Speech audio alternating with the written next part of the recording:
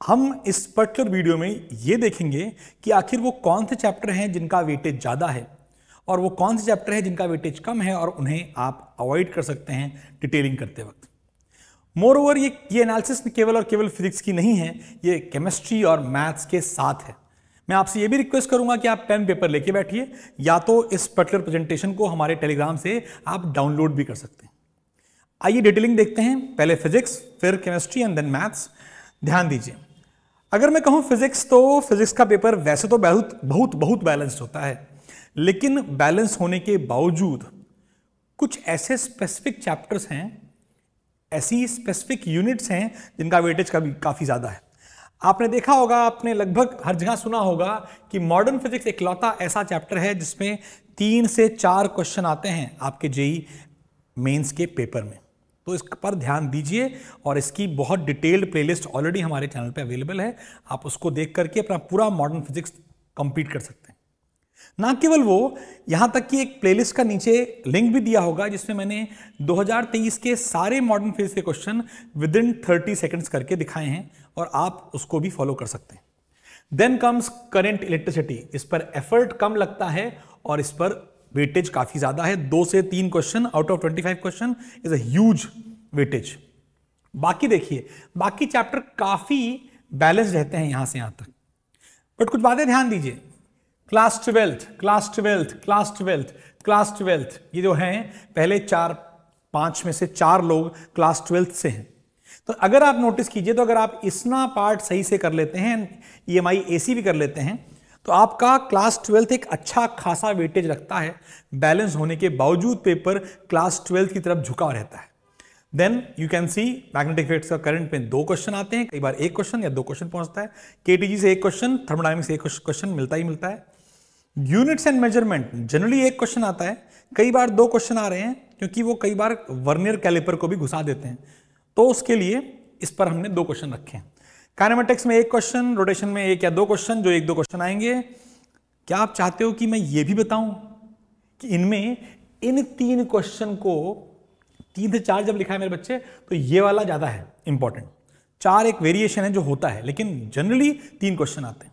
But अगर आप ये चाहते हो कि मैं ये भी बताऊं कि मॉडर्न फिजिक्स से वो 3 क्वेश्चन आते किस टॉपिक से हैं, तो भाई साहब कमेंट कर दो, सर बता दो, सब्सक्राइब कर लो हमें, और प्लीज कमेंट करो कि if you want that I can do this for physics.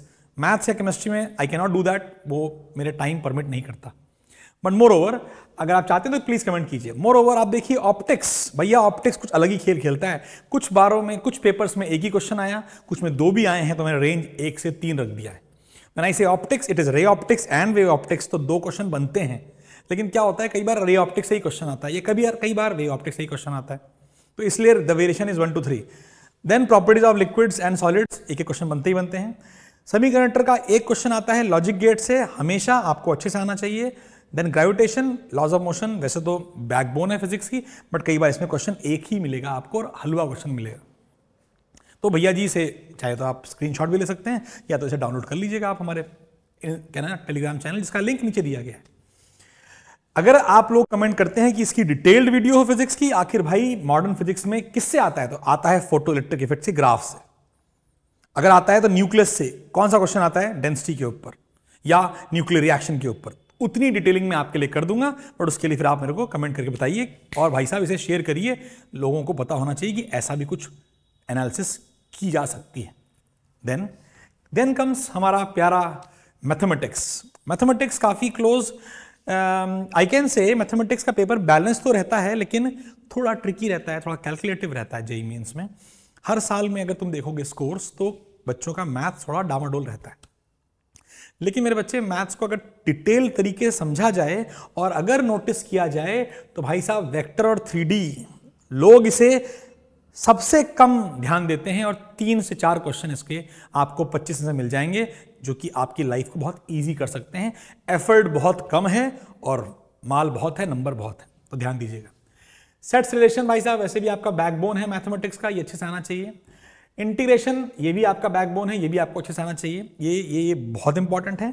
Then matrices determinants के बहुत ही, कहते हैं ना, आप PYQs कर डालिए, मजा आ जाएगा, बहुत अच्छे से आपको समझ में आ जाएगा। देन ये सारा यहां से लेके यहां तक very balanced, almost every chapter has 1 to 2 questions.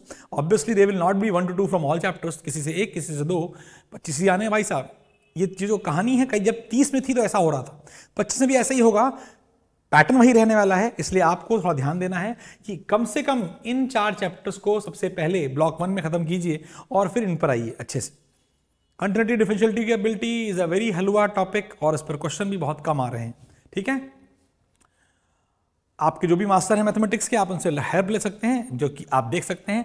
मैं आपसे कहूंगा PYQs तो सबके करने चाहिए, लेकिन ये जो नंबरिंग छोड़ दो उसकी बात चिंता ना करो, लेकिन मैट्रिसेस डिटर्मिनेंट बहुत इंपॉर्टेंट है एंड डेफिनेट इंटीग्रेशन बहुत इंपॉर्टेंट है, आना ही आना चाहिए। फिर आइए भाई साहब महाभारत देखते हैं। महाभारत किसकी बात कर रहा हूं? महाभारत केमिस्ट्री की बात कर रहा हूं। केमिस्ट्री जो है कुछ अलग ही खेल खेलती है, या तो आती है या तो नहीं आती है, बट जब लेकिन अगर बच्चा दिमाग लगाए चले, PYQs कर डाले और PYQs करते समय ध्यान दे कि जो मास्टर ने कहा था GOC तगड़ा है भाई साहब। आप हमारा टेलीग्राम चैनल ज्वाइन कीजिए, GOC का पूरा एक PDF डाल रखा है, उसको आप घोट के पी जाइए, आपका काम हो जाएगा। देन DNF ब्लॉक सबसे लास्ट में लोग कराते हैं, भगवान जाने क्यों लास्ट में कराते हैं, because it is having a huge weightage, बहुत ज़्यादा क्वेश्चन आ रहे हैं इसके ऊपर, बार बार आ रहे हैं। केमिकल बॉन्डिंग आसान चैप्टर है और अगर थोड़ी मेहनत की जाए तो ठीक ठाक तरीके से आप इसमें स्कोर कर सकते हैं। मैं जो यहाँ बात करना चाहता हूँ, ये जो इतने बैलेंस चैप्टर है ना बेटा, इसमें आपको मेहनत करनी पड़ेगी। बट केमिस्ट्री क्योंकि सिलेबस बहुत रिड्यूस हो रखा है, तो आप इसमें थोड़ा सा कहते हैं ना प्लानिंग के तहत आगे बढ़िए और इसको भी उड़ा डालिए। केमिस्ट्री हमेशा स्कोरिंग होती है। सबसे पहला तरीका इसका ये है कि पिछले साल का पेपर उठाइए और देखिए कि क्वेश्चन किस पोर्शन से आ रहे हैं। जब मैं आपको फिजिक्स की डिटेलिंग करूंगा तो आप केमिस्ट्री और मैथ की डिटेलिंग खुद कर डालिएगा। इतना ही है मेरे लिए। मैं आपसे यही बोलना चाहूँगा कि अगर आप इन जो भी मैं हट भी जाता हूँ, अगर आप लिखना चाहते हैं तो मैं स्क्रीनशॉट के लिए भी हट गया हूँ, अगर आप मैथ्स का स्क्रीनशॉट लेना चाहते हैं, and then there comes the physics का स्क्रीनशॉट। बात बड़ी सिंपल सी है, जो बच्चों को समझना है कि भाई कोर्स इतना है, कोर्स के लिए जो मेजर चैप्टर्स हैं उन पर लेके जाइए। 150 प्लस का अटेम्प्ट करिए to be on the safer side. 180 मारने की कोशिश करनी पड़ेगी आपको, लेकिन पेपर हलवा आता है, फिजिक्स का पेपर बहुत हलवा आता है। I am telling you, physics में बोर्ड का पेपर डिफिकल्ट होगा और जेई का पेपर ईजी, ये सच है। तो भाई साहब तैयारी करते रहिए, ऑल द बेस्ट।